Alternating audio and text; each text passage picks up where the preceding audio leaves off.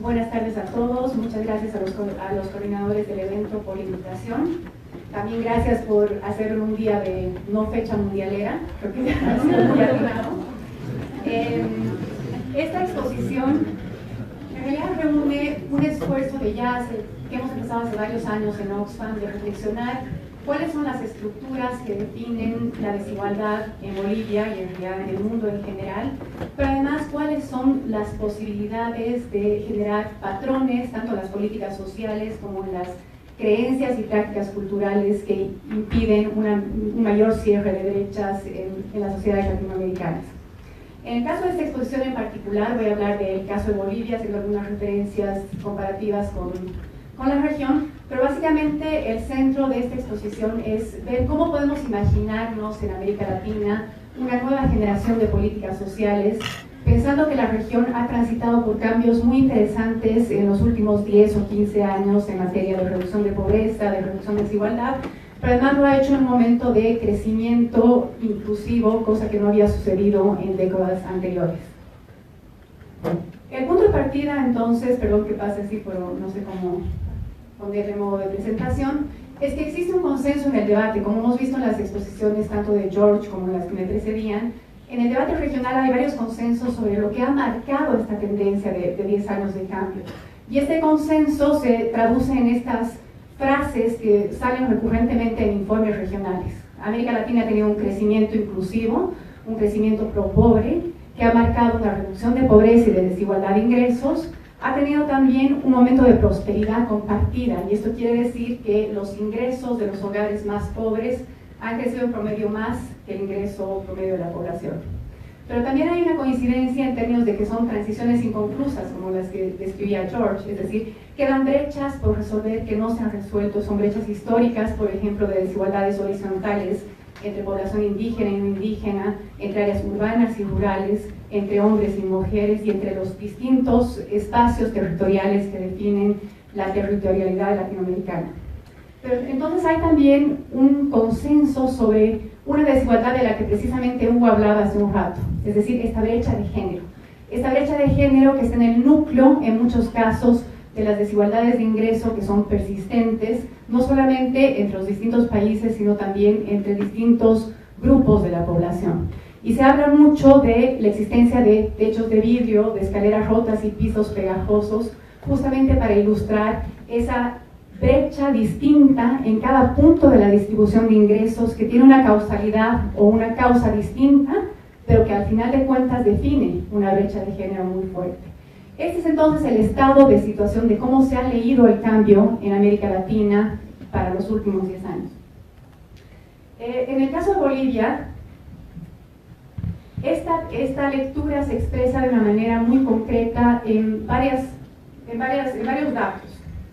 El primero tiene que ver con esta tendencia de una reducción de la desigualdad. Si miran esta curva de acá es la tasa de pobreza, que llega a bajar desde el año más o menos 2000 de cerca del 60% de la población en pobreza total hasta 38%, una reducción del Gini, mientras el ingreso per cápita va creciendo.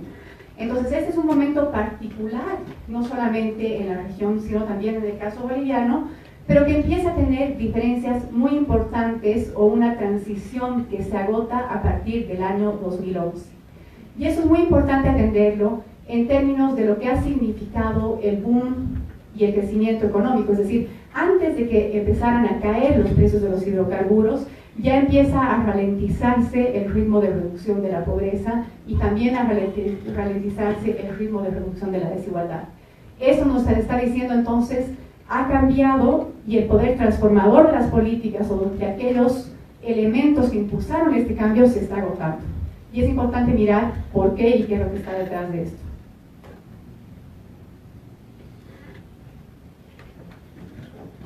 La segunda idea tiene que ver un poco con qué es lo que ha ocurrido en estos dos momentos que mostraba en el cuadro anterior, es decir, por qué sucede que entre 2005 y 2011 la pobreza y la desigualdad reducen y a partir de 2011 y 2015 ese ritmo se ralentiza.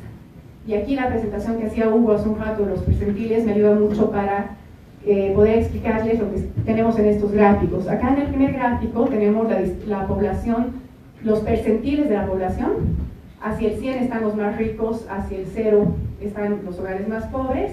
Y lo que vemos que ocurrió entre 2005 y 2011 es que el crecimiento de los ingresos de la población más pobre fue mayor al crecimiento de ingresos de los más ricos, es decir, hubo un crecimiento inclusivo.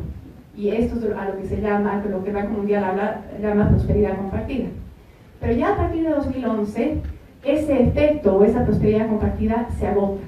Y tenemos más bien un crecimiento en el ingreso medio que es bastante bajo, no mucho mayor a 1.5%, pero además en los extremos tenemos una reducción del crecimiento. Entonces es importante entender que existen dos momentos muy distintos, que si uno analizaba, por ejemplo, esto el año 2012, es decir, a un año de este cambio, posiblemente podría decir es un dato que no hace tendencia, pero cuando uno ya mira que son 2, 3, 4 o 5 años, ya este dato se convierte en una tendencia que es importante analizar. La segunda idea, con respecto a esta transición en el caso boliviano, tiene que ver con esta dimensión multidimensional de la inclusión social. Es decir, vemos el proceso de inclusión social como algo dinámico porque hemos visto que en determinado momento hay gente que sale de la pobreza, pero en determinado momento esa salida puede digamos, puede retroceder, pero también hay un efecto multidimensional. Y en esta multidimensionalidad lo que observamos son precisamente estas brechas.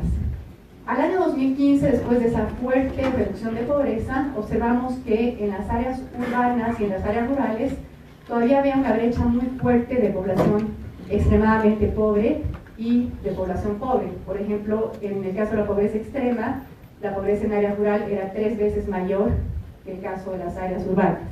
Y tenemos algo similar en el caso de la pobreza total. Pero esta pobreza o esta más bien brecha multidimensional, este proceso de inclusión tan diferenciado, también se expresa en una importante feminidad de la pobreza. Es decir, después de un boom económico, después de un momento de reducción de pobreza y desigualdad, resulta que el índice de feminidad de la pobreza entre 2012 y 2014 aumentó. Es decir, el boom no fue igual para todos. Así como no fue un boom igual para todos en materia de sectores económicos que ganaron o perdieron, tampoco lo fue para hombres y mujeres. Y este índice lo que nos está diciendo que si en 2002 teníamos 105 mujeres pobres por cada 100 hombres pobres, el año 2014 teníamos más bien 103. Una expresión que también se puede definir con el porcentaje de población sin ingresos propios cuando vemos la brecha entre hombres y mujeres, ¿no? Fíjense, por ejemplo, la población sin ingresos propios en las áreas urbanas, en el caso de las mujeres, era el 30% versus 8% en el caso de los hombres, y en las áreas rurales, 47 versus 3. Es decir, existe una dimensión multidimensional del proceso de inclusión que es importante atender porque hay brechas que no se han logrado cerrar pese a este proceso de inclusión tan fuerte y de reducción de pobreza con crecimiento.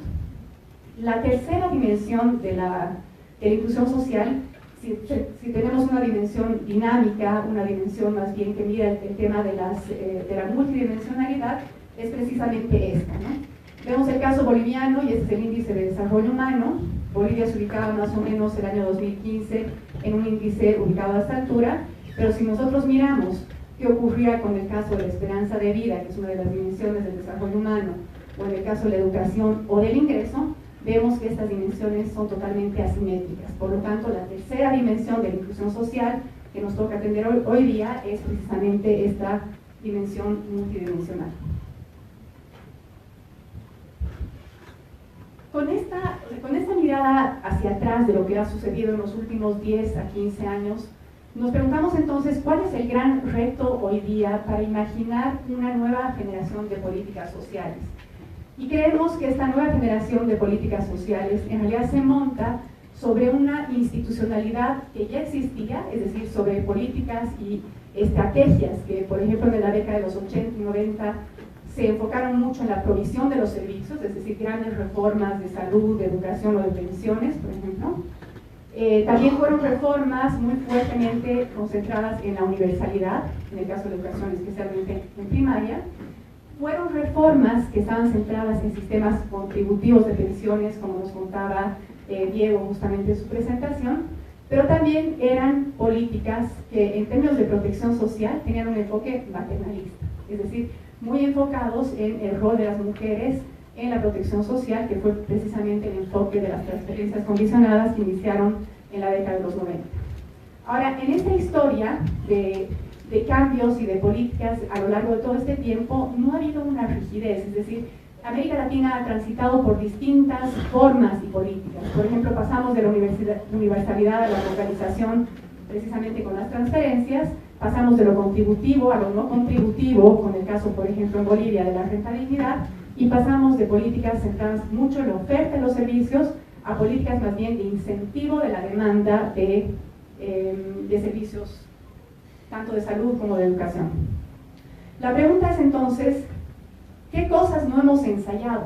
Es decir, ¿qué campos de políticas públicas no hemos ensayado y que podrían tener un potencial realmente transformador y que se sumen a lo que hemos ensayado y que ha funcionado? Por ejemplo, la universalidad. Y entre las cosas que no hemos ensayado, quizás es precisamente una focalización, pero de calidad, es decir, pensar en algún tipo de intervenciones focalizadas en la calidad, como por ejemplo es el caso de la Alcaldía de La Paz, que está haciendo una tarea interesante en términos de los hospitales públicos, con una provisión muy interesante e integral de los servicios de salud. No hemos ensayado tampoco transitar de sistemas maternalistas a la corresponsabilidad, del cuidado, por ejemplo.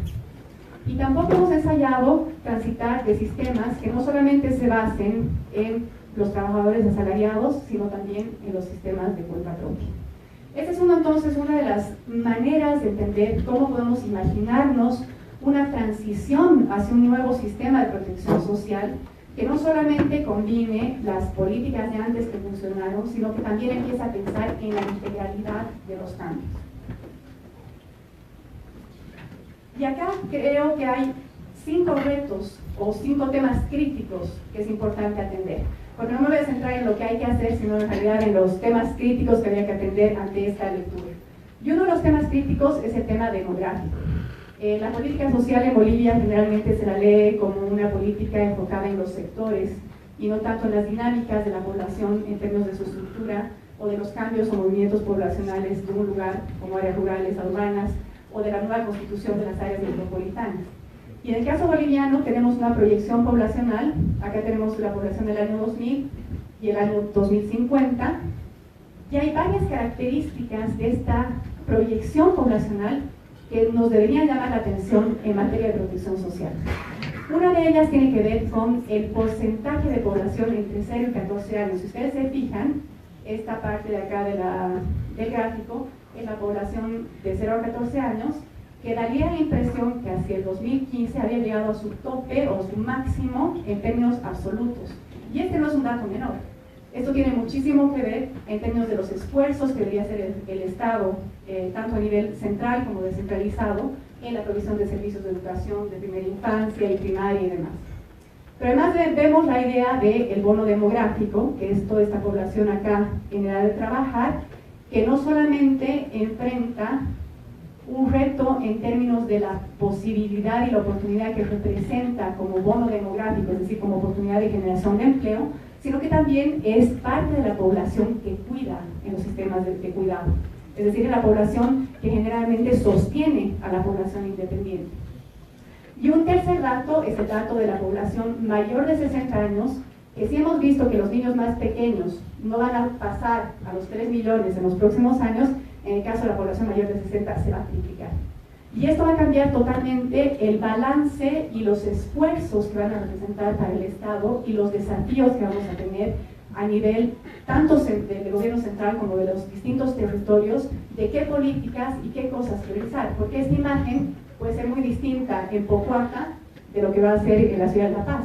Vamos a tener una estructura seguramente mucho más concentrada en población más grande y más chiquita y menos en población en edad de trabajar. Entonces hay un desafío muy fuerte en atender estos cambios demográficos que nos están mostrando ciertos puntos de inflexión que parece que sí están llegando a un techo en estos años. La segunda idea o el segundo tema crítico, de lo que se ha hablado mucho esta mañana también, tiene que ver con la dimensión económica y la articulación de la política social con la economía. Y tiene que ver con esta idea de la movilización de recursos para la política pública. En este gráfico lo que tenemos son los ingresos del Estado, provenientes, toda la parte verde, de los impuestos, es decir, de toda la renta interna. Fíjense, esto va subiendo hasta llegar al 20% acerca del 2016. Tenemos la parte anaranjada, que es el IDH, y tenemos esta parte de acá que nos muestra más bien las regalías y algunos otros ingresos provenientes de hidrocarburos. Entonces, el mensaje acá es, a lo largo de la historia, Bolivia ha tenido momentos muy distintos de cómo financiaba el Estado lo que hacía, y esta historia no ha estado exenta de una economía política muy intensa. Por ejemplo, hubo la creación del IDH en el año 95, la creación del IDH el 2006, la nacionalización, ciertas reformas tributarias acá, y la pregunta es, ¿qué viene acá? Es decir, ¿cuál es la reforma o cuál va a ser, como decíamos en las exposiciones de la primera etapa, qué es lo que viene acá? Es decir, ¿qué es lo que nos toca para generar un ingreso que sea sostenible y que movilice realmente recursos para sostener la política social? Acá tenemos un gran reto que tiene que ver con reformas tributarias por este lado, pero también con la dependencia del extractivismo de este lado. La tercera idea se vincula mucho con la idea de, bueno, de dónde vienen los recursos es uno de los datos, es decir, ¿qué hacemos para ser sostenible la manera en que el Estado se financia? Y la segunda es, ¿cómo el Estado tiene el reto hoy de asignar?